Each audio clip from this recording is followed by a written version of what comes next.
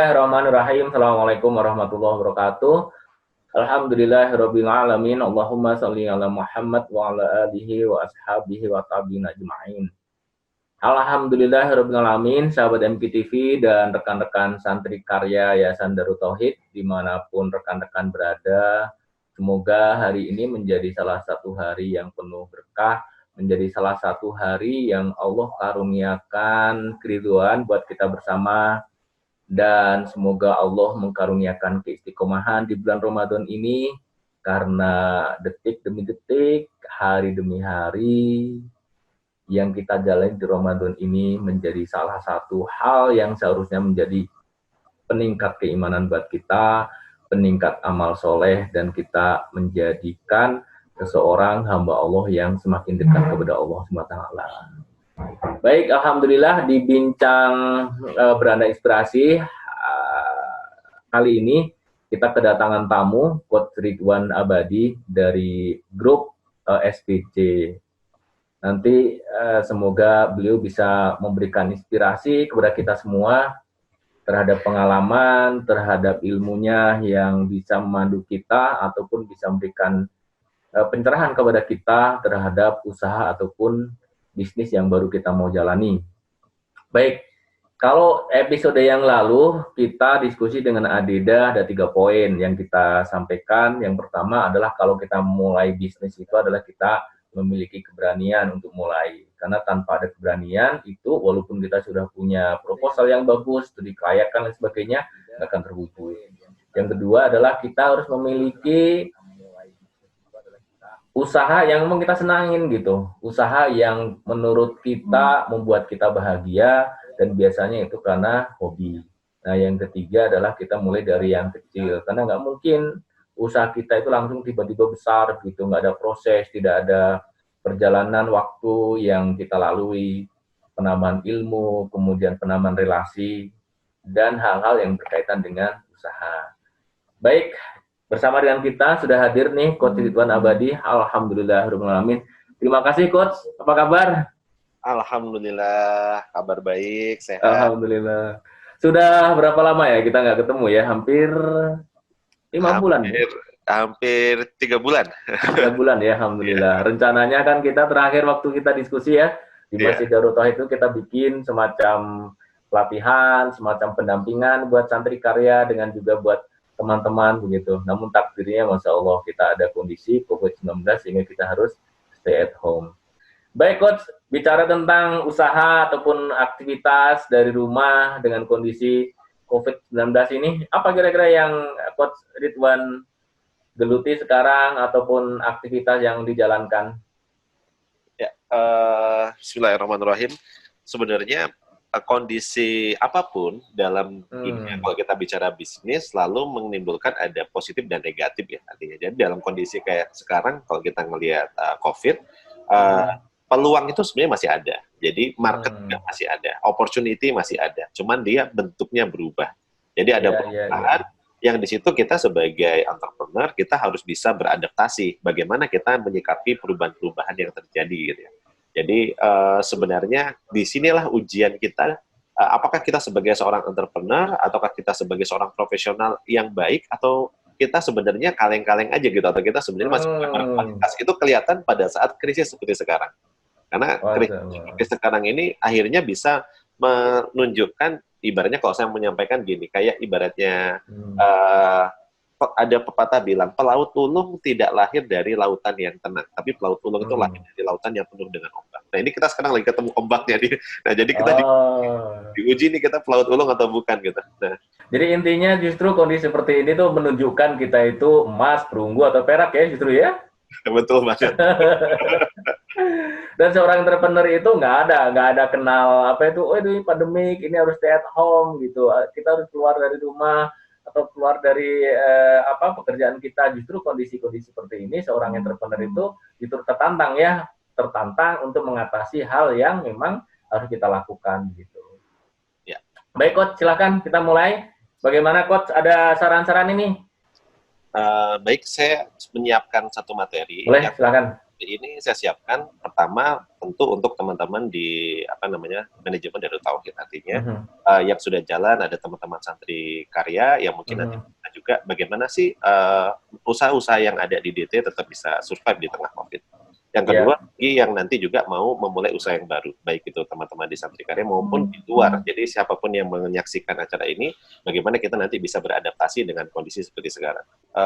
Saya memberi judul materi kita hari ini adalah Winning the Crisis. Artinya bagaimana kita bisa memenangkan krisis ini dengan menyusun bisnis model. Jadi bagi yang baru mau mulai bisa, bagi yang sudah berjalan, apa langkah yang mau dilakukan juga, ini bisa kita antisipasi dari sini. Kondisi krisis seperti sekarang tentu dihadapi bukan hanya oleh kita, tapi dihadapi oleh hampir semua masyarakat ya. Nah, jadi kita harus mencoba untuk bagaimana mencari solusi. Ini mungkin ada pepatah bilang tak kenal maka tak sayang. Jadi mungkin ada sedikit gambaran yang saya kerjakan. Ada beberapa usaha, ada Mas Pop ini bergerak di bidang perkebunan dan juga ada bidang makanan, pengolahan makanan. Ada training ya, sinergi business solution ini ada training, coaching, consulting, ada kreatif juga, ada sekolah yang kita kelola, ada Osman Foundation dan juga ada Business School. Nah, kita sekarang seperti dalam kondisi ombak ya kalau tadi kita menyampaikan. Jadi usaha-usaha itu kayak orang yang sedang berenang di pinggir pantai. Pada saat kita ada di pantai, tahu-tahu kita dihadapkan dengan ombak. Ketika kita berenang dan kita dihadapkan pada ombak, ada 3 golongan. Nah, ini kita harus memahami. Golongan yang pertama itu adalah golongan yang mereka panik. Ada ombak besar datang, kita panik, nggak siap, akhirnya kita tenggelam bisa jadi gitu. Jadi kita bawa arus ke gulung dan tenggelam. Ini golongan yang pertama gitu ya. Dan ini banyak sekali kita ngelihat kalau di orang berenang di pantai nggak siap dengan ombak, ke gulung ombak dan seterusnya. Nah, ada golongan kedua, mereka yang sudah bersiap, prepare. Ketika ombak datang, udah ngelihat, prepare, siap-siap, lalu berenang secepat mungkin ke tepian dan akhirnya bisa selamat dari tsunami ini. Nah, ini golongan kedua. Tapi ada golongan yang ketiga. Golongan yang ketiga ini ketika ombak datang, malah ambil papan selancar, ambil papan luncur, dia malah ambil seluncurnya dan berselancar, bersenang-senang di atas ombak ini. Nah, ada 3 golongan ini. Ya. Bahkan di Indonesia karena terkenal dengan ombak yang besar, banyak orang yang dari luar negeri datang ke Indonesia dengan biaya yang mahal hanya untuk mencari ombak yang besar untuk bisa berselancar atau surfing di sana. Nah, inilah kondisi UKM atau kondisi usaha yang terjadi hari ini. Ada yang panik dengan kondisi sekarang, gagap dan akhirnya menutup bisnisnya, memphk karyawan dan seterusnya. Ada yang sudah mulai bersiap apa yang harus dilakukan, ada yang berganti bisnis, ada yang mungkin menyiapkan pelampung, ada sekoci dan seterusnya ya. Ada yang justru malah berselancar, dia ngelihat ada opportunity yang tidak dikerjakan sama orang, ada yang bisa peluang-peluang yang tidak dikerjakan sama orang, dan dia bisa justru malah dalam kondisi seperti sekarang bisa menolong banyak orang, surfing dan juga bahkan mungkin bisa terus berputar roda ekonominya. Nah, jangan sampai kita masuk ke dalam yang tidak siap, yang panik dan tenggelam. Paling tidak minimal nomor 2, kita sudah prepare dan kita bisa selamat atau memenangkan perang ini, atau kita bahkan bisa menyiapkan papan seluncurnya untuk kita bisa ngadepin ini dengan lebih bijak. Kira-kira gitu. Nah, jadi ini gambaran awal kita. Nah, jadi prinsip mana? Nah, prinsip yang pertama kita jangan panik. Gitu. Karena kalau kita panik, pasti keputusan-keputusan yang diambil sudah tidak relevan atau tidak tepat ya. Nah, agar kita tidak panik, yang pertama yang harus kita tanamkan diri kita, udah jangan sedih dulu nih dengan kondisi kayak sekarang. Karena semua juga ngalamin hal yang sama. Iya betul. Nah, jadi kalau ibarat kita naik sepeda sendirian, jatuh, itu kan malu tuh karena jatuhnya sendirian gitu. Tapi kalau kita naik sepeda rame-rame, terus yang jatuh banyak orang nih gitu, ya mungkin malunya nggak bareng banget kan gitu. Karena saya pernah mengalami beberapa kali kebangkrutan di perusahaan, dan waktu itu bangkrutnya sendirian gitu. Teman-teman saya nggak bangkrut, saya bangkrut. Itu rasanya nyesek gitu kan, aduh ini. Nah, tapi kalau kondisi kayak sekarang, semua bisnis drop, semua bisnis turun, semua usaha turun. Nah, jadi yang pertama jangan sedih dulu, karena pas semua mengalami hal yang sama, jadi pasti ada hikmahnya. Nah, dan yang kedua jangan paranoid gitu. Jadi proporsional saja. Karena ketika kita terlalu paranoid dengan kondisi krisis kayak sekarang di COVID, itu yang akan dilihat selalu negatif. Gitu. Jadi kalau kayak misalnya ada orang takut banget dengan kuntilanak atau setan atau apa, maka dia jalan malam dikit, kelihatan ada jemuran, padahal itu cuma jemuran mukena gitu. Oh, itu bisa lari ngibrit gitu ya. Karena yang akan kita lihat adalah yang kita takuti. Nah, iya betul. COVID ini kita nggak perlu paranoid. tidak perlu terlalu takut, tapi jangan meremehkan. Nah, jadi proporsional dalam menyikapinya sehingga pada saat kita menghadapi masalah seperti sekarang kita nggak terlalu panik. Kenapa? Orang panik biasanya nggak bisa ngelihat peluang. Orang panik yang dilihat adalah ketakutan-ketakutan. Nah, jadi semua yang menyaksikan acara ini saya pesan jangan panik gitu. Tenang saja dulu, tenang. Kenapa? Karena kita masih punya Allah. Allah yang maha tempat kita bergantung. Jadi pasti semua ada rencana yang terbaik. Nah, ini prinsip yang pertama. Nah, prinsip yang kedua, di dunia ini ada hukum keseimbangan. Di mana ada yang naik, di situ ada yang turun. Kalau sekarang turun, pasti ada yang naik. Jadi ketika ada usaha-usaha yang turun, pasti ada usaha-usaha juga yang naik. Karena ada hukum keseimbangan tadi. Nah, jadi makanan turun, mungkin ada makanan lain nanti akan naik. Oh, ini turun, pariwisata, oh ada kesehatan yang naik. Nah, jadi pasti akan ada hukum keseimbangan ini. Belajar dari krisis tahun 98, itu kalau kita lihat, saya dulu tinggal di satu tempat yang dekat petani kopi. Waktu itu di TV di mana-mana kita saksikan banyak perusahaan bangkrut, jatuh dan lain-lain.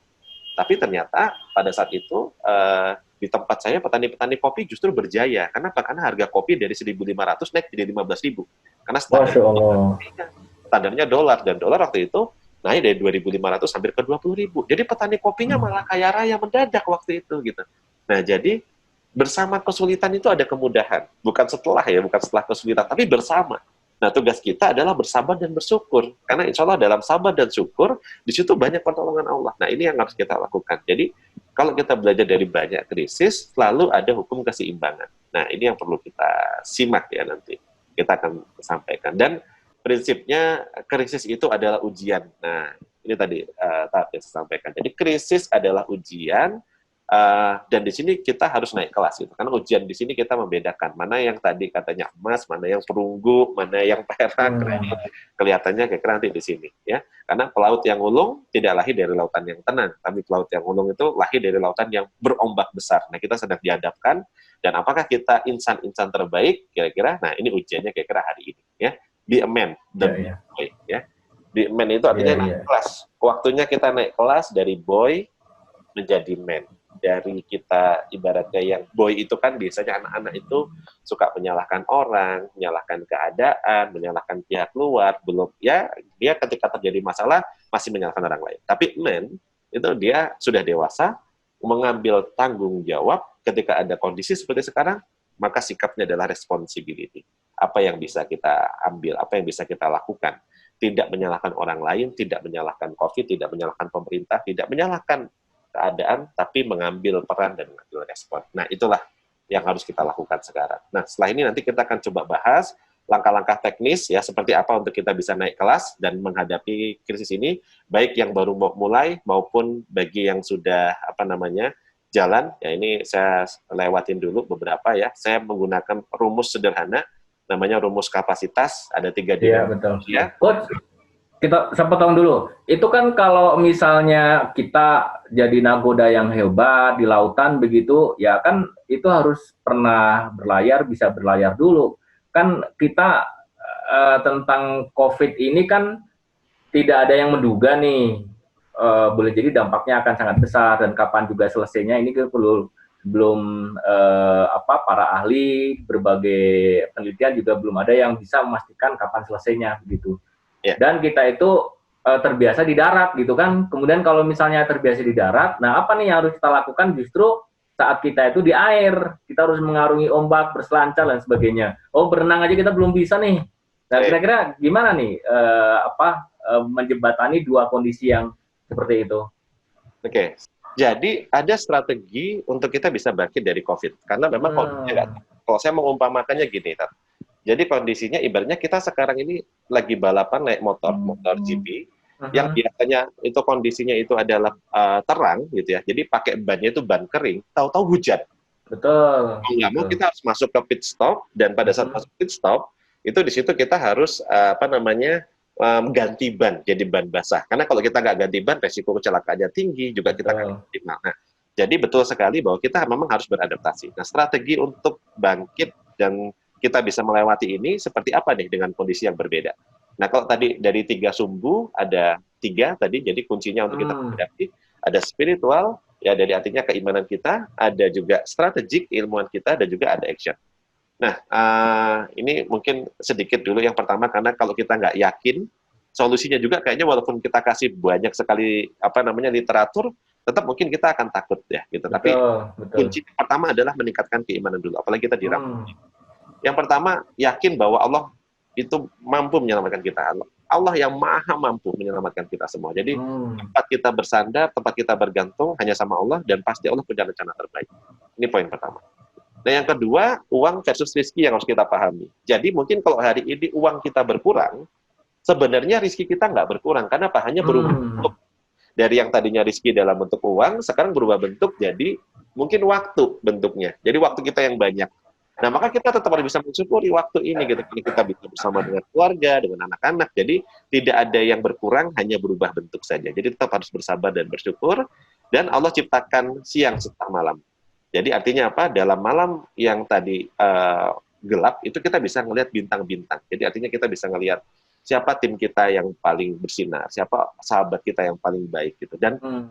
di krisis ini justru menurut saya adalah doa yang paling mustajabah untuk didengar. Ya, jadi artinya kondisi ini. Nah, dan ini pasti berlalu, pasti ada hikmahnya. Nah, sekarang saya menjawab pertanyaan dari Pak Gatot tadi, bagaimana kita menyikapi ini secara bisnis ya, atau secara strategik. Nah, ini mungkin bisa menjadi kajian kita hari ini.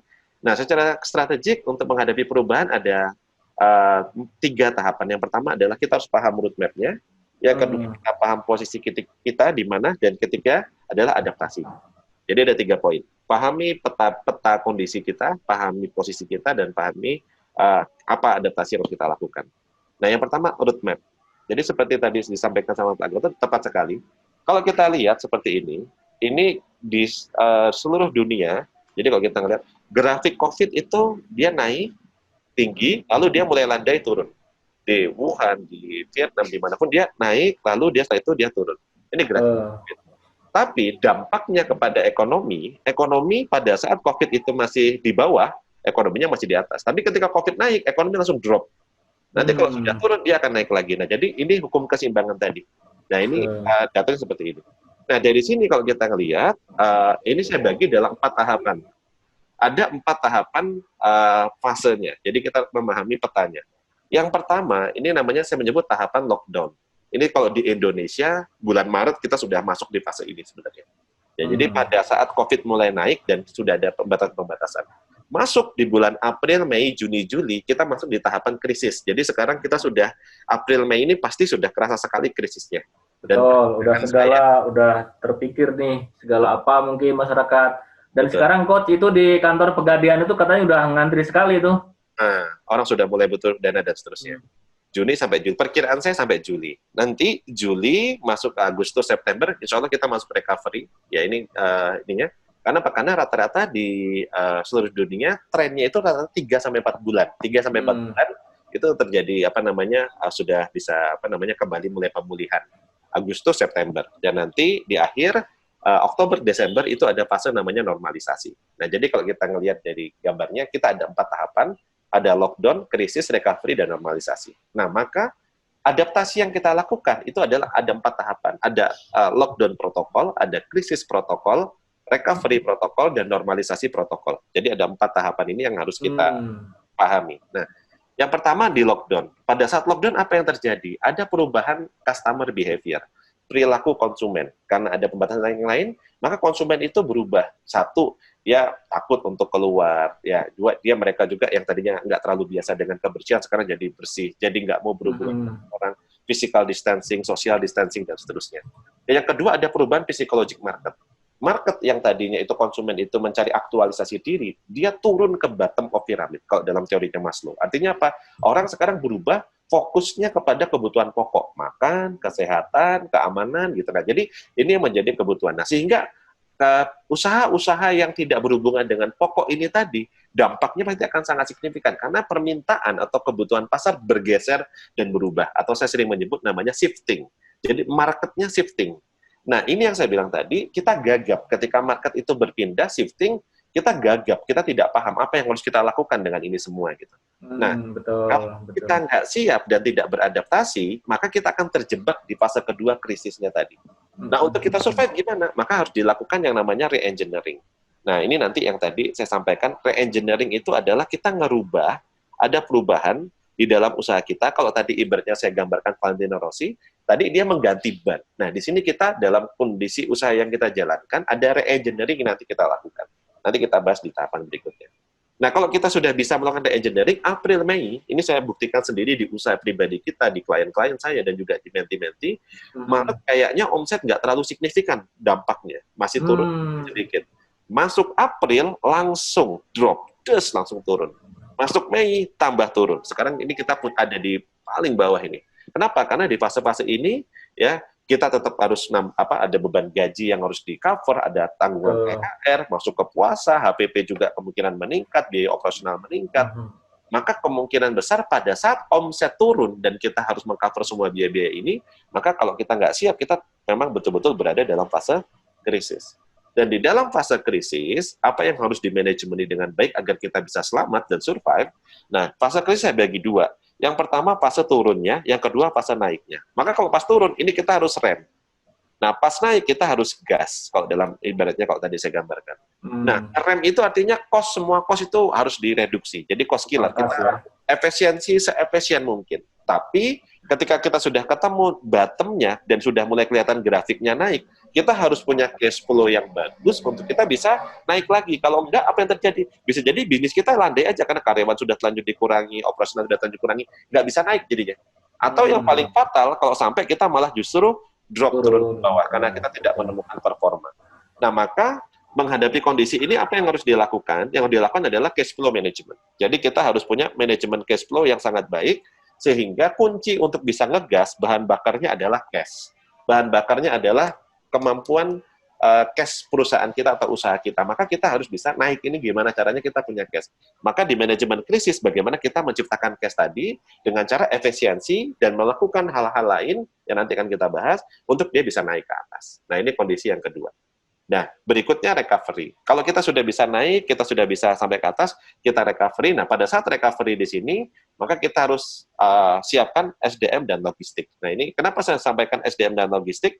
Karena kemungkinan pada saat fase krisis, SDM kita sudah banyak yang kita kurangi, ada dirumahkan, ada yang WFH, logistik kita sudah kita pangkas sehemat mungkin, karena kita harus menjaga cash. Nah, kalau kita nggak siap pada saat kita masuk ke sini, bisa jadi karyawan kita itu sudah terbiasa WFH, bangunnya sudah biasa siang, jam istirahat siang tidur gitu. Bisa jadi masuk lagi itu tidak dalam kondisi productivity terbaik, tidak dalam kondisi budaya kerja yang terbaik. Nah, ini yang harus kita pikirkan, bagaimana karyawan kita itu pada saat nanti kita recovery, permintaan sudah mulai ada, timnya siap, logistiknya ada, sehingga permintaan yang terjadi itu bisa kita cover. Kalau enggak, orang datang, kita nggak punya barang, SDM-nya nggak baik, malah kecewa. Nah, ini yang harus kita pikirkan nanti di Agustus September.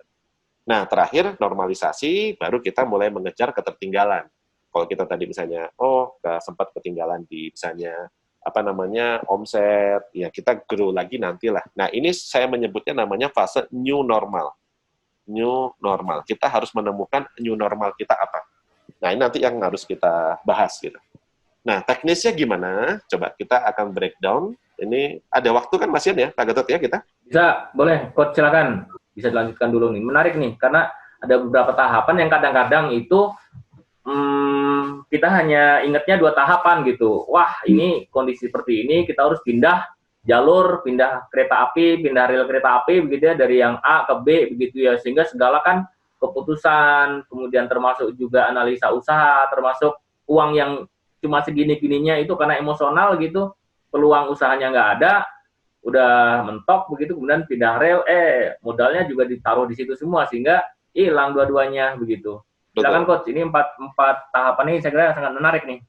Baik. Nah, kita coba akan bahas satu persatu. Nah, ini kalau tadi kita lihat, Coach Ridwan dasarnya apa? Nah, sebenarnya saya waktu awal membuat model ini di bulan Maret, sebenarnya ini sudah saya sampaikan ke banyak orang di bulan Maret, itu masih menggunakan prediksi. Tapi ternyata di April, pada saat bulan April, muncul ada beberapa riset yang ternyata datanya mirip seperti yang saya sampaikan gitu. Jadi, insya Allah data yang saya sampaikan ternyata di dalam dunia sains itu pun terbukti. Nah, kalau dalam dunia sains tadi yang Pak Gatot sampaikan, kita nggak tahu sampai kapan, diperkirakan, ini baru perkiraan ya, kita krisis ini di dunia itu kira-kira secara pandemi akan mulai turun 97% itu pada saat nanti akhir akhir bulan ini ya, dan Hmm. akan berakhir itu bisa jadi pada apa namanya tanggal 16 bulan 6. Jadi bulan depan itu sudah mulai turun, dan nanti kalau kita ngelihat di sini ini bulan 7. Nah, ini secara dunia. Jadi kalau prediksi tadi itu. Nah, di Indonesia sendiri kalau dilihat grafiknya seperti ini. Jadi perkiraan pun nggak terlalu jauh berbeda. Mungkin bulan Hmm. 6, di sininya bulan 7, bulan 8 kita baru mulai pandemi ini akan mulai mereda. Nah, jadi kalau dari ngelihat dua data ini, maka kita tahu bahwa proses tadi kira-kira kita puncaknya ini di bulan, ya kayak sekarang tadi saya bilang April dan Mei gitu ya. Nah ini kita Hmm. sekarang ada di puncak kurva ya. Penjelasan lain tentang physiologic market dan juga customer behavior bisa dilihat di YouTube saya. Nanti mungkin teman-teman bisa ngecek di sana ya, ini alamatnya. Nah, sekarang kita akan masuk ke tahapan yang memahaminya tadi. Kita akan ngelihat kalau tadi kita sudah tahu fasenya, maka kita harus ngelihat bisnis kita ada di mana ketika COVID naik dan juga ekonomi turun. Ternyata ada 3 kategori. Ada kategori pertama, pada saat saya menyebut kategori ini BC ya, business condition, ketika terjadi turun kayak sekarang, bisnis kita turun. Tapi ada yang kedua, cuma landai-landai saja. Bisnis condition kedua itu bisnis kita landai-landai saja. Atau yang Hmm. ketiga, justru pada saat pandemi, malah justru kita naik. Nah ini saya menyebutnya namanya BC3. Nah kita ada di mana? Kenapa kita ada di mana ini penting? Treatment dari yang turun BC1, BC2, dan BC3 ini nggak sama. Ya, jadi treatmentnya nggak sama. Jadi nggak semuanya harus ganti bisnis, nggak semuanya harus apa namanya tutup usahanya, nggak sama. Jadi ada perlakuan yang berbeda. Nah ini yang kita harus jawab dulu sebenarnya. Kita harus tahu dulu. Nah kita ada di mana. Nah yang pertama kita pahami dulu proses bisnis kita tadi. Kalau kita sudah memahaminya. Nah dalam penelitian dari Decoding of Economic of COVID tahun 2019 ini, nah kalau tadi kita lihat ada BC1, BC2, BC3, ternyata usaha-usaha yang masuk ke dalam potensial loss, ini potensial loss itu artinya drop, itu mulai dari pariwisata, transportasi, otomotif, konstruksi, manufaktur, ya kayak usaha produsen-produsen gitu, financial service ini drop. Jadi kalau ada yang punya usaha di bidang ini, kemungkinan besar drop gitu. Nah, DT termasuk wisata religi. Jadi kemungkinan besar DT pasti terdampaknya di sini. Ya, jadi ada wisata Oh. turun berarti kena masuknya. Tapi ada sisi edukasi yang sebenarnya masih di tengah. Ada agriculture, kalau misalnya kita misalnya ini masih di sini. Nah, ini BC2. Kalau ini BC1, ini BC2. Nah, ada BC3. BC3 itu apa? E-commerce, internet service ini, terus personal healthcare, dan juga food processing retail, sama medical service. Nah, kalau tadi ada yang pengen shifting buat usaha baru, maka buatlah usaha yang di sini. Nah, ini usaha baru. Jadi kalau kita mau buat new business, nah, buatlah usaha di sini. Kenapa? Karena ini potensialnya adalah potensial naik. Artinya bisnis yang permintaannya sedang naik. Kalau di sini ini turun. Nah, kalau yang di sini terdampak mau menyelamatkan, maka dari sini ya paling tidak harus mulai shifting ke sini. Nah, ini Hmm. preparation yang harus kita lakukan, ada strategik yang harus kita lihat. Jadi kondisinya nggak sama. BC1, BC2, dan BC3 ini tidak sama. Jadi kondisi bisnisnya berbeda-beda. Nah, teman-teman coba dicek bisnisnya ada di kategori yang mana. Apakah yang turun, yang landai, atau yang naik. Nah, kalau turun, ini yang turun apa saja contohnya yang turun? Contoh bisnis kebutuhan sekunder, tersier, Hmm. pariwisata, travel, umroh. Nah, umroh ini pasti travel umroh ini luar biasa. Ini sekarang hari ini benar-benar Betul. bukan lagi turun, tapi shutdown gitu. Jadi belum bisa ngapa-ngapain. Nah, Iya. fashion, kriya, hotel, mall, barang mewah, bisnis yang dia full offline gitu ya. Dan offline experience itu artinya orang kalau menikmati itu harus offline. Ini drop semuanya. Ya, ini kondisi yang pertama. Nah, usaha saya ada yang turun, ada. Saya punya restoran, drop juga gitu ya. Hmm. Batagor ini BJTM ini drop. Makaroni Mambo ini oleh-oleh, saya titipkan di tempat oleh-oleh, drop juga gitu, karena pariwisatanya turun gitu ya. Ada bisnis-bisnisnya juga yang turun. Nanti bagaimana saya mentreatment usaha ini, nanti saya ceritakan. Nah, ada yang cenderung turun, tapi normal-normal saja sebenarnya. Kebutuhan primer, pendidikan, kuliner, agro, pertanian, bisnis yang punya offline dan online ini biasanya kalau dia nggak punya edit value yang bagus ya adanya di nomor 2 ini. Dia landai-landai saja. Usaha saya yang terkena dampak yang nomor 2 ya kebun berkah. Saya punya kebun ya dia landai-landai saja. Maksudnya tidak Hmm. naik tapi juga tidak terlalu turun juga ya. Nah ada yang growing. Growing ini apa? Primer masuk dalam ranah kesehatan kayak hand sanitizer, apotik sekarang naik luar biasa. Yang berhubungan langsung dengan penanganan COVID, APD, masker, ya ini alat pelindungan diri dan lain-lain naik luar biasa. Kuliner yang online, basicnya online, karena orang sekarang takut dine-in, jadi dia belinya lewat online, itu juga masih naik. Frozen food, kenapa? Karena sekarang orang balas untuk keluar, jadi dia nyetok barang-barang makanan frozen di rumah, apalagi masuk puasa, ini naik juga. Nah, terus ada daily need, kebutuhan harian, beras, terus sembako lah pokoknya. Itu juga naik. Retail itu juga naik. Nah, jadi kalau kita mau shifting, mau buat usaha baru, bermainlah di sini. Ya, jadi usaha-usaha ini lagi bertumbuh gitu, permintaannya lagi naik. Jadi kalau kita mau, kita masuknya ke sini. Jadi ini contoh. Tapi saran saya kalau kita new business, mau buat new business, jangan produksi. Nah, ini kata kunci. Jangan produksi. Kenapa? Produksi itu membutuhkan investasi, peralatan, stok, apa segala macam. Jadi misalnya, oh, saya pengen masuk ke usaha ini, saran saya jadi distributor aja. Jadi distributor, jualin. Kenapa? Karena kita nggak tahu. Kira-kira tadi kan cuma prediksi. Mau berapa lama? Ini seasonnya naik sampai berapa lama? Misalnya udah terlanjur main, misalnya hand sanitizer atau main masker. Nah, ternyata ibaratnya nanti sudah mereda, maka permintaannya pun akan turun. Kalau kita udah terlanjur investasi besar-besaran di sini, sementara ternyata permintaannya nanti sudah selesai dan turun, maka resikonya juga besar. Nah, saran saya jangan produksi tapi fokus di distribusi saja. Baik, Coach. Sebentar, kita perdalam dulu ya, Coach. Baik. Nah, untuk yang growing ini kan kita menyesuaikan dengan kondisi yang ada nih, COVID-19. Itu kita sudah masuk di airnya nih, udah tercebur di lautnya begitu. Tapi nanti saat gelombangnya sudah berhenti, kemudian anginnya udah sepoi-sepoi, berarti kan lautnya ini sudah nggak ada badai, dia biasa saja begitu. Nah, apakah yang usaha-usaha yang sudah dibentuk ini oleh teman-teman begitu, secara pribadi, walaupun dia nggak produksi, kemudian dia harus ke darat lagi karena COVID-nya udah 19-nya udah selesai, nah itu apakah ini perlu dirubah lagi ke produk awalnya, ke ke penawaran awalnya sebelum COVID-19, atau dia tetap aja dijalankan begitu? Oke. Nah, ini tadi kondisi saya bagi dua ya. Bagi yang baru mau mulai, baru mau buat usaha sekarang, dan yang kedua adalah konteksnya yang pertama, ini yang kedua konteksnya adalah yang sedang mencari alternatif, artinya penyelamatan tadi, ganti strategi. Nah, saya menyebutnya namanya shifting. Nah, ini berbeda. Kalau memang ini baru mulai dan mau diteruskan silahkan. Tapi bagi yang shifting, ini sifatnya sekoci. Sekoci itu kapal penyelamat agar tetap punya cash, tetap punya uang, tetap bisa nafas sampai dengan pandemi ini selesai. Jadi kalau pandeminya udah selesai, sekoci ditaruh dan kita kembali ke kapal kita yang utama tadi, nggak apa-apa. Artinya ini makanya kenapa tadi saya menyampaikan jangan produksi, cukup distribusi saja, karena setelah ini selesai, stok kita sudah habis, ya sudah, kita punya cash-nya bisa kita pakai untuk melanjutkan usaha yang memang dari awal sudah kita kerjakan. Kira-kira gitu. Iya. Walaupun nanti kalau misalnya yang usaha baru ini potensinya saat COVID-19 sudah selesai, dia bagus, tetap berjalan, nggak apa-apa ya, terusin aja ya?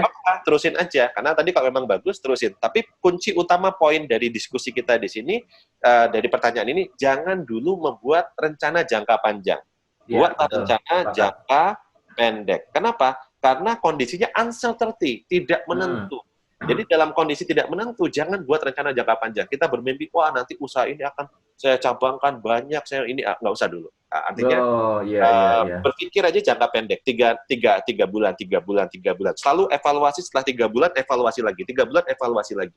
Jadi kita nggak perlu punya perencanaan jangka panjang dalam kondisi yang uncertainty. Kenapa? Karena seperti perang, strategi bisa berubah kapanpun. Gitu. Jadi ketika kita jalan, kita ngelihat di lapangannya marketnya berubah, permintaan berubah, masalah berubah, maka strategi Indonesia bisa kita rubah. Jadi saran saya kayak tadi, jadi kita nggak usah terlalu panjang banget, setahun 2 tahun berpikirnya, tapi berpikir 3-6 bulan, 3-6 bulan, kira-kira gitu.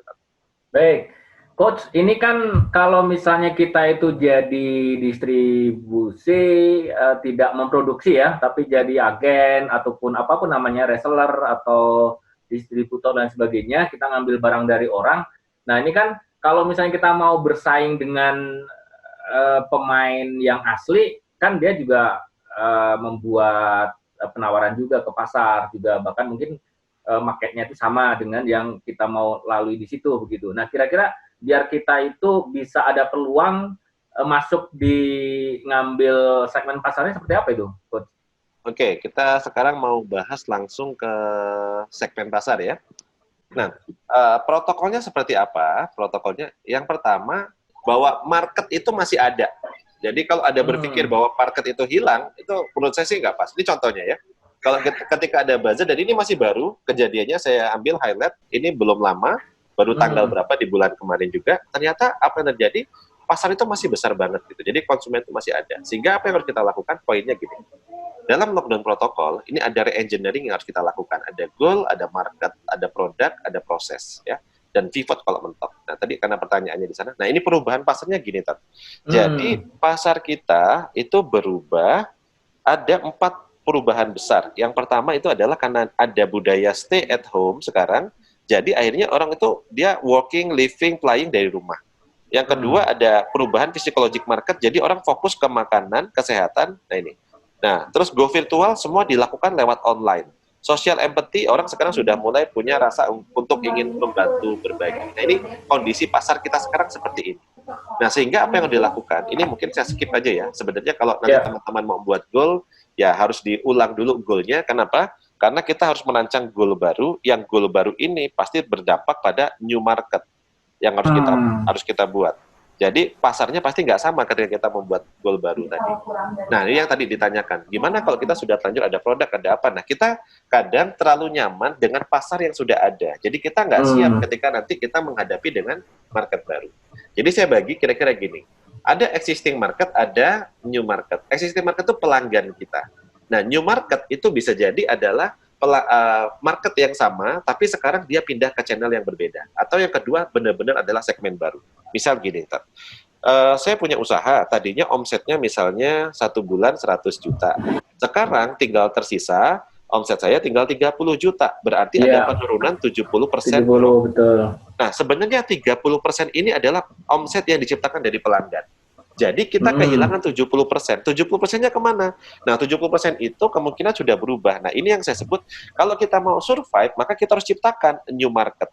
Nah, siapa new market ini? New market itu bisa jadi target market yang sama, tapi karena adanya pembatasan-pembatasan, dia sekarang nggak datang ke kita, maka kita harus buat channel berbeda, atau kita garap market yang baru. Nah, ilustrasinya seperti apa? Ilustrasinya seperti ini.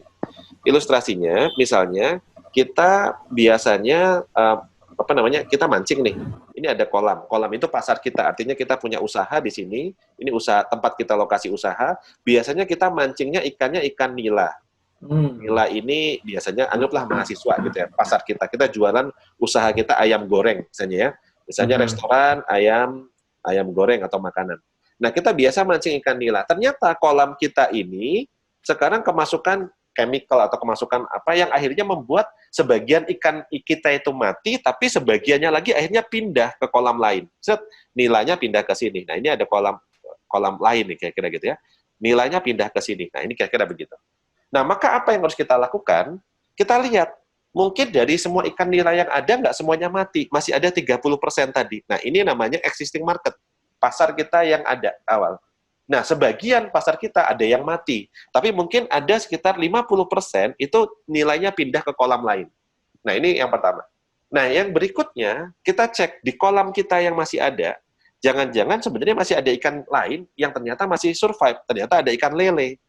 Nah, lele inilah mungkin yang bisa kita garap. Nah, jadi saya sebut, kalau kita masih mau berjalan, yang pertama, pertahankan existing market kita yang ada, tetap kita layani. Yang kedua, kita kejar nih. Kira-kira konsumen kita pindah kemana? Jangan-jangan kolam ini kolam apa? Oh, ini kolamnya online. Kenapa saya bilang kolamnya online? Karena orang takut datang ke kita, dia stay at home, sehingga dia belinya itu lewat online. Nah, channelnya berbeda, kolamnya berbeda, ramainya berbeda. Nah, atau yang ketiga, kita harus garap market baru. Ini ada lele nih. Pasar kita di tempat kita ini masih banyak. Cuman kalau nilai ini ibaratnya tadi mahasiswa, lele ini emak-emak gitu ya misalnya. Jadi artinya kalau tadinya biasanya kita jualan ke mahasiswa atau ke santri gitu ya, ternyata santrinya sekarang pulang. Nah, ini online atau kampungnya gitu, pulang kampung, sehingga tersisa hanya 30%. Kita nggak mungkin punya omset yang sama. Nah, bisa jadi sekarang pembelinya itu adalah emak-emak. Cuman bedanya, kalau mancing nila dan mancing lele, umpan atau produknya, pasti nggak sama. Nah, maka kita harus mere-engineering pasarnya, mere-engineering produknya. Nah, ada dua yang dire-engineering. Bisa mere-engineering market, bisa mere-engineering pasar. Tapi sebenarnya permintaan, nah ini, permintaan, masalah, itu masih ada di lapangan. Jadi tugas kita tetap membuat solusi untuk sini. Nah, inilah bisnis. Tugasnya seorang entrepreneur itu tetap harus jeli ngelihat permintaan dan masalah apa yang terjadi. Sehingga kita masih bisa untuk memenuhi kebutuhannya. Nah, ini yang harus menjadi orientasi utama. Bukan sekedar mencari uang, tapi lihat apa yang terjadi di lapangan, ada kebutuhan apa. Oh, sekarang emak-emak ini pengen makanan yang praktis, yang dia bisa dimakan tinggal goreng aja atau ready to cook gitu ya. Terus sering ribet dengan anak-anaknya, apalagi bulan puasa kalau suruh sahur susah, berarti pengen makanan-makanan ready to cook untuk anak-anak. Oh, berarti kira-kira apa? Oh, berarti kalau gitu mungkin frozen solusinya. Dan makanan frozen untuk anak-anak mungkin apa? Ada nugget, ada chicken wing, ada apa segala macam. Nah, ini namanya solusi. Dan ini sekarang ternyata betul meningkat tajam. Nah, jadi tugas kita adalah ngelihat harus adaptasi gitu. Jangan kita terlalu nyaman dengan yang sudah selama ini ada pasarnya, kita nggak siap, padahal sebenarnya peluang itu masih besar. Karena apa? Karena orang tetap spending, tetap belanja, tapi belanja dengan cara yang berbeda. Nah, ini yang dipahami. Maka apa yang harus diadaptasikan? Satu, tetap melayani konsumen lama. Dua, kita membuat channel-channel baru online, pemasaran online, karena konsumennya mungkin pindah ke online, kita kejar dia di market online. Tiga, kita mere-engineering, membuat produk baru untuk market baru. Kira-kira gitu pertanyaannya tadi, Pak Gatot. Baik, Masya Allah. Ini menarik sekali nih ya, Coach ya. Bagaimana kita bertahan dengan mempertahankan konsumer yang sudah ada, yang sudah berjalan, tapi mencoba mengambil yang baru begitu. Nah, kalau strategi yang paling gampang nih dalam kondisi seperti sekarang, kita masuk di online. Kira-kira ada nggak, Coach, kiat-kiat untuk online ini biar bisa langsung, karena ini kan kita baru, teman-teman juga belum pernah masuk di online juga, begitu, menulis maupun menawarkan di dunia online, medsos, maupun platform yang lainnya. Nah, itu kira-kira ada kiat-kiat nggak, Coach, untuk bisa langsung kita bisa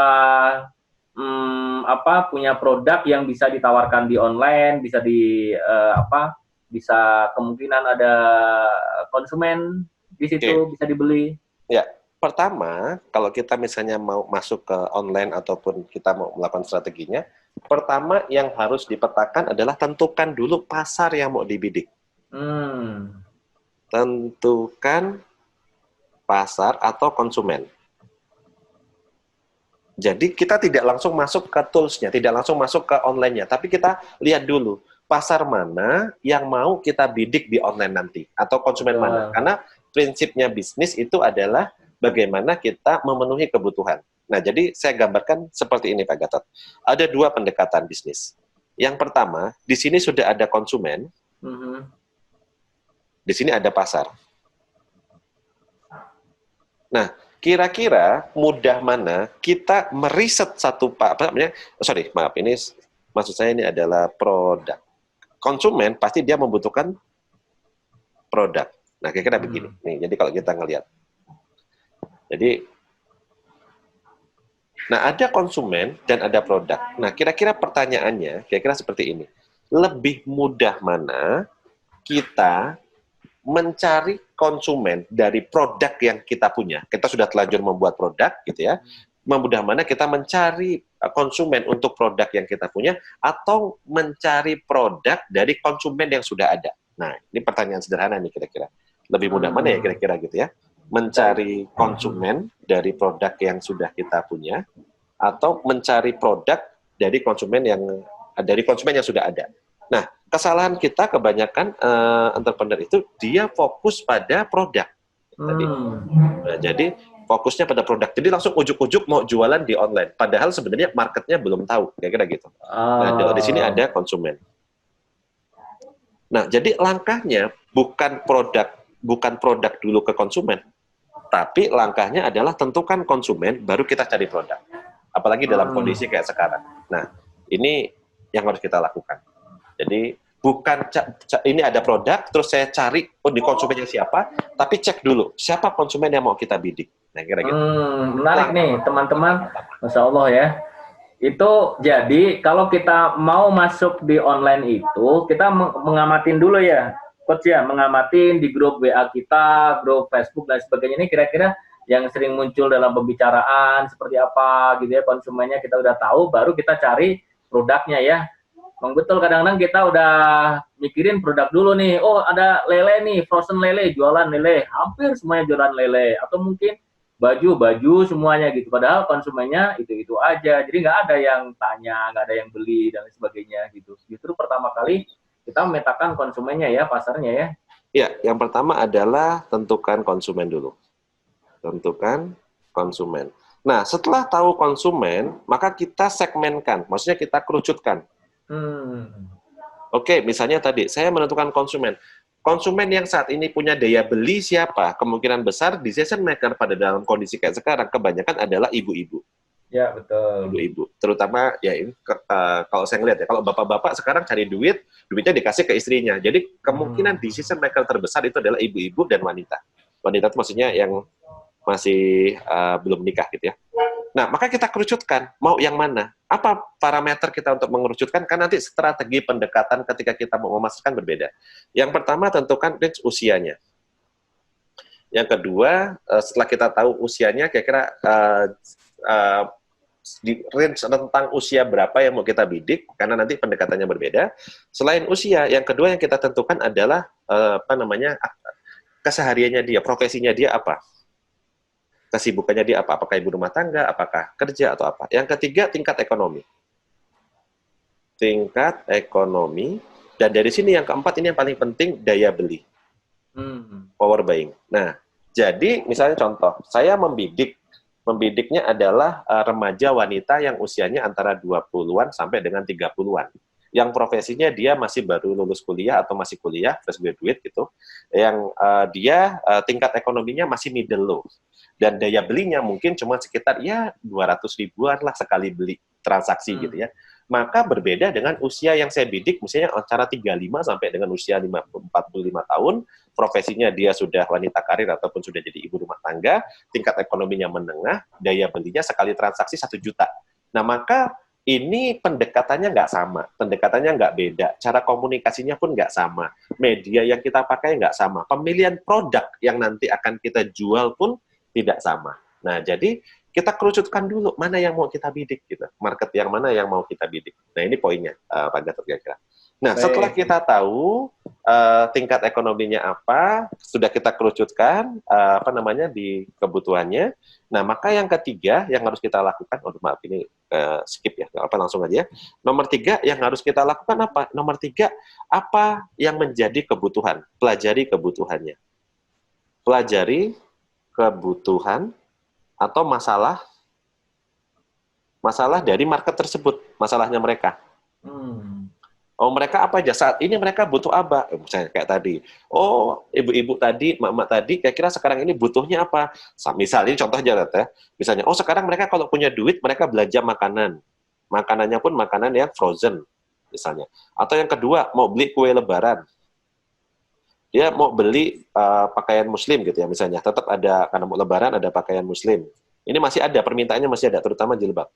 Nah, terus mereka tetap beli misalnya kebutuhan kesehatan. Nah, ini kita cek kira-kira dari kebutuhan-kebutuhan mereka ini tadi, mana yang paling istilahnya itu paling dibutuhkan banget kita kira-kira kita. Dan itu yang peluangnya paling besar. Nah, dan kita bisa menyiapkan produknya. Oh, kayaknya kita bisa nyiapin produk dari sini, kue lebaran nih misalnya. Oke, boleh. Tapi ingat, seasoningnya berarti cuma berakhir sampai lebaran. Atau kita mau buat makanan-makanan frozen. Nah, baru kita cari produk. Jadi setelah tahu marketnya, baru kita carikan produk atas kebutuhannya. Apa yang mau kita penuhi. Nah, jadi tentukan. Juga jangan bermain ikut-ikutan arus, semua orang misalnya membuat jualan ayam ungkep, kita jual ayam ungkep semua. Jangan, pelajari dulu. Ibu-ibu itu bisa jadi, dia repotnya itu bukan untuk ayam ungkep, paling yang makan, kalau ada sambal-sambalnya, bapaknya, ibu, atau mungkin yang sudah dewasa, anak-anak nggak makan gitu. Padahal sementara ibu-ibu itu yang paling masalah nyari makan untuk anaknya, misalnya gitu. Nah, jilbab sekarang, kalau jilbab yang mahal-mahal untuk pesta nggak laku. Sekarang jilbab yang dipakai yang harian, yang gampang makainya, yang bahannya adem, karena mereka rata-rata di rumah terus, kira-kira gitu, nggak keluar kemana-mana. Kesehatan apa yang dibutuhkan? Nah, inilah yang dicari. Setelah kita tahu, baru yang keempat, baru kita masuk ke medianya. Nah, medianya kira-kira untuk menyentuh mereka apa yang cocok. Nah, apakah pakai sosial media kayak Instagram, ataukah kita menggunakan misalnya marketplace. Nah, ini berbeda. Nah, saran saya minimal 2 ini yang dipakai. Jadi minimal ada sosmed yang kita pakai untuk promonya, dan kita punya toko di marketplace juga.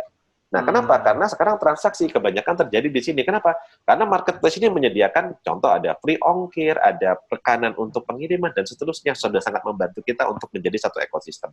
Payment gateway-nya sudah dipikirkan gitu. Nah, maka kita harus punya toko di online, pakai marketplace, bisa pakai misalnya ada Tokopedia, bisa Bukalapak, bisa pakai misalnya Shopee gitu yang paling banyak dipakai. Dan di sini Instagram, bisa pakai Instagram atau Facebook, tapi sebenarnya sekarang ini kalau kita bidiknya emak-emak atau decision maker-nya tadi ibu-ibu, Instagram lebih powerful. Nah, maka baru kita masukin di situ produk-produk yang dimasukin tadi. Nah, kira-kira gambarannya kira-kira gitu. Baik, Coach. Tak tidak terasa nih, udah jam 10 kurang dikit, kurang 1 menit nih, Masya Allah. Nggak terasa ya, Masya Allah ilmunya, Alhamdulillah nih. Baik, kita lanjut ya, Coach. Ini ada pertanyaan bagus. Ini yang mendapatkan segmentasi pasar ya, dari online atau mana? Iya, betul.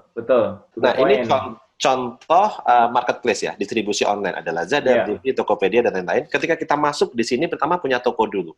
Punya toko, saya rekomendasikan mungkin dari sekian banyak ini, yang marketnya besar, itu ada Shopee, ada Tokopedia, Topet, dan Bukalapak. Nah, ini tiga besar ya, tiga besar marketplace kalau nanti Anda mau main di ini. Terus tambahkan tadi jangan lupa sosmed untuk promosinya. Sosmednya apa? Bisa IG dan juga bisa FB. Nah, 2 ini, nanti ini yang kita akan gunakan sebagai funnel untuk kita promosikan ke sini. Nah, ini contoh yang saya lakukan, ada 7 langkah, ada 7 tahapan. Nah, 7 tahapan untuk banjir order. Nah, kalau kita mau pemasaran. Yang pertama apa? Tentukan dulu media distribusinya. Nah, jadi kalau tadi saya sampaikan misalnya bisa menggunakan ini sosial media, ini sosmed ya saya menyebutnya. Sosmed plus tambahkan juga kalau misalnya nanti pengen lebih besar itu proven bisa menggunakan marketplace. Nah, saya contohkan yang sederhana saja. Dari sekian banyak, tim Kebun Berkah itu hanya menggunakan medianya WhatsApp. Nah, jadi yang paling simple, yang semua bisa buat deh kira-kira gitu. Jadi kita punya media distribusi dulu, pakai WhatsApp aja, media komunikasi. Nah, setelah kita buat WhatsApp, kami buat ada namanya grup ya, misalnya gitu ya, grup WhatsApp. Nah, jadi kita pakai WhatsApp ini sebagai tools. Yang kedua, apa yang kita lakukan setelah kita mengetahui, tapi ini konteksnya kita sudah tahu kebutuhan pasarnya ya.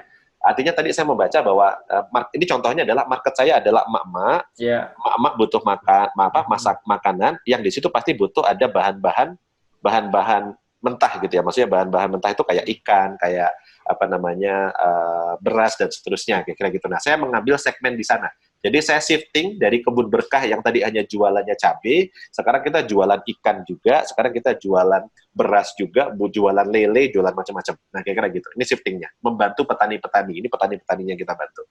Nah, setelah kita punya distribusi, yang kedua kita bagaimana kita membuat orang tahu tentang produk kita. Dengan cara buat konten-konten edukasi yang di-share di sosial media. Jadi ada edukasi dulu, nggak langsung jualan.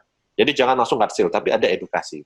Contohnya apa? Ini kita cerita tentang, ada serai. Karena serai itu kan juga antibody untuk kita misalnya kalau nanti dibuat kayak minuman, dibuat infused water atau apa, segala macam itu ya.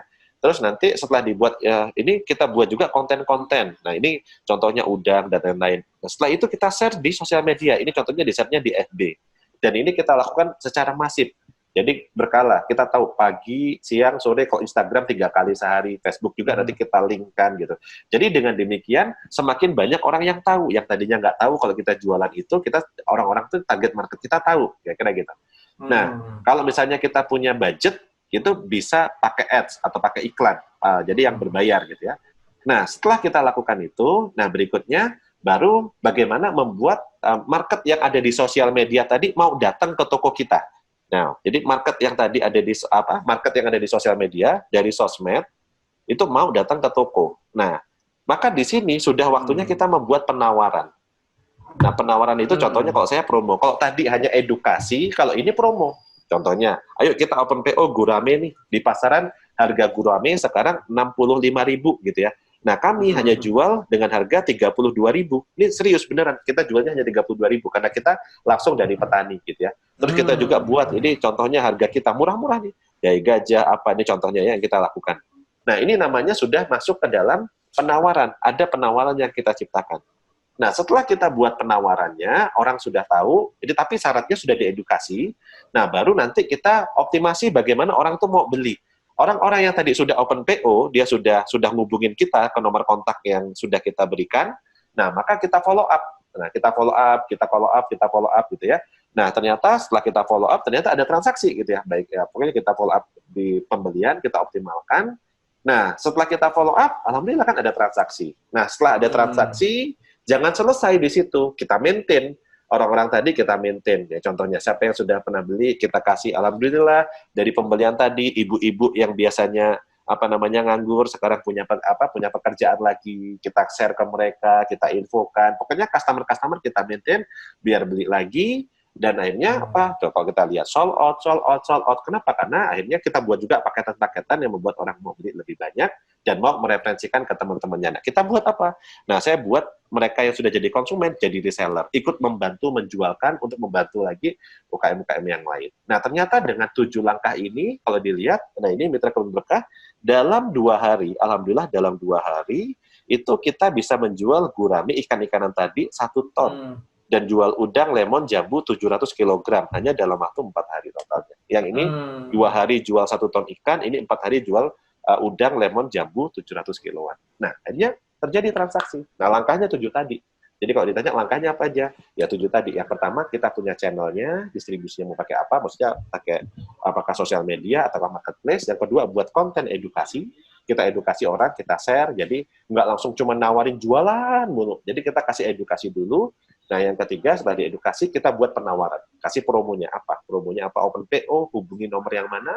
Nah, yang keempat, kalau sudah ada yang kontak, di follow up. Di follow up, di japri, di telepon kalau perlu, gitu ya. Sampai terjadinya transaksi. Sudah transaksi, ya, ini sudah beli kayak gini, kita minta mereka untuk besok masih mau, beli lagi dengan cara database-nya disimpan, database-nya kita maintain, kita share informasi-informasi lagi, terus nanti kita buat paket-paketan bundling atau paket-paketan untuk produk untuk mereka, dan kita minta mereka kalau berkenan jadi reseller untuk mempromosikan produk kita. Masya Allah, alhamdulillah. Coach, terima kasih nih, nggak terasa nih 1 jam, hampir 1,5 jam nih mendapat ilmu dari Coach. Masya Allah, semoga ini menjadi bekal buat teman-teman, buat kami di Santri Karya, di Darut Tauhid, termasuk sahabat MKTV, bisa menyimak dan bisa menjalankan apa tadi yang menjadi tema diskusi kita, bagaimana kita menentukan pasar, mencari segmentasi pasar, termasuk juga kalau misalnya rekan-rekan mau terjun langsung di online, begitu ya, ada 7 langkah tadi, begitu. Baik, Coach, ada pernyataan terakhir sebelum kita akhiri? Nih, kalau pernyataan terakhir kayak sudah nggak ketemu lagi dia. Untuk kali ini sangat senang nanti kita bikin ini ya, bikin kelas mungkin berseri ya, karena tadi kan baru awal-awal ya, baru kulitnya aja nih. Semoga bisa nanti kelas berseri bagaimana bisa mengupas tentang segmentasi. Tadi kan ada 3 pilar ya, tentang visual, tentang pikiran, tentang fisik begitu. Baik, Coach, silakan, Coach. Alhamdulillah kita sudah bisa belajar banyak hari ini. Saya yang belajar sebenarnya dari teman-teman semua. Pesan saya, sahabatku sekalian, kondisi apapun yang terjadi itu adalah satu yang harus kita lewati. Karena itu adalah takdir yang sudah Allah berikan, dan tugas kita adalah ridho dengan takdir Allah. Kita harus ridho dengan takdir Allah, apapun yang terjadi. Dalam konteksnya bisnis, maka tugas kita adalah berikhtiar semaksimal mungkin yang bisa kita lakukan. Ingat, tugasnya seorang pengusaha bukan mencari uang, tapi tugasnya seorang pengusaha atau entrepreneur adalah menciptakan solusi, membantu orang di sana. Karena uang itu hanya efek samping. Ketika solusi bisa kita delivery, solusi bisa kita berikan kepada orang di sana, maka uang akan menjadi alat tukarnya. Ya, jadi alat tukar dari solusi. Maka yang harus kita lakukan, jangan fokus dengan uang yang berkurang, tapi fokuslah solusi apa yang bisa kita ciptakan kepada saudara-saudara kita di luar sana. Solusi apa yang bisa kita create gitu. Nah, maka terus ciptakan solusi-solusi baru, terus ciptakan peluang-peluang baru, sehingga kemanfaatan masih bisa jadi lebih banyak lagi. Saya doakan semoga teman-teman semua, saudara-saudaraku di Darut Tauhid, saudara-saudaraku yang menyaksikan MKTV, terus Allah lindungi, berikan kesehatan, Allah lindungi dari COVID ini, dari mara bahaya, jadikan semua aktivitasnya berkah, usianya berkah, dan semoga Allah terima ibadah kita Ramadan ini, dan Allah lipat gandakan dalam kondisi seperti sekarang, pahala yang bisa kita terima. Semoga Allah ridho dengan apa yang kita lakukan. Saya mohon maaf apabila dalam menyampaikan selama 1,5 jam ini banyak yang kurang berkenan. Saya mohon maaf kepada antum semua, mohon ridhonya. Billahi taufiq hidayah. Wassalamualaikum warahmatullahi wabarakatuh. Waalaikumsalam warahmatullahi wabarakatuh. Alhamdulillah, alamin. Terima kasih Coach Ridwan sudah sharing ilmunya. Semoga kita bisa berjumpa di lain kesempatan untuk kita diskusi lagi. Baik teman-teman, Santri Karya dan sahabat MKTV, alhamdulillahirabbil alamin, acara kita sudah berakhir dan semoga apa yang kita lakukan, apa yang kita diskusikan tadi, Allah karunia keberkahan, dan yang paling penting adalah rekan-rekan mencoba. Ilmu sudah dapat, kemampuan, wawasan, pengalaman sudah diberikan, namun kalau nggak pernah mencoba, nggak pernah berani untuk mulai, ya usaha kita ya hanya di atas kertas, hanya di angan-angan saja begitu. Sedikit apapun ilmu yang kita peroleh, kita mulai saja, berani mulai, maka itu adalah kunci untuk melangkah ke langkah berikutnya. Kesuksesan itu dimulai dari langkah pertama, dan naik tangga itu juga nyampe ke atasnya, ke lantai berikutnya juga dari tangga yang pertama gitu. Nggak mungkin langsung lompat gitu ya, kecuali kalau kita punya ilmu. Tapi kalau nggak punya, langkah pertama dulu aja, berani untuk mulai. Baik, kita akhiri dengan baca alhamdulillah bersama. Alhamdulillahirabbil alamin. Doa akhir majelis. Subhanallah wa bihamdika, asyhadu an la ilaha illa anta, astaghfiruka. Terima kasih, Coach. Assalamualaikum warahmatullahi wabarakatuh. Kita ketemu lagi ya, Coach ya, insyaallah. Insyaallah. Kami pamit dulu ya. Siap, alhamdulillah.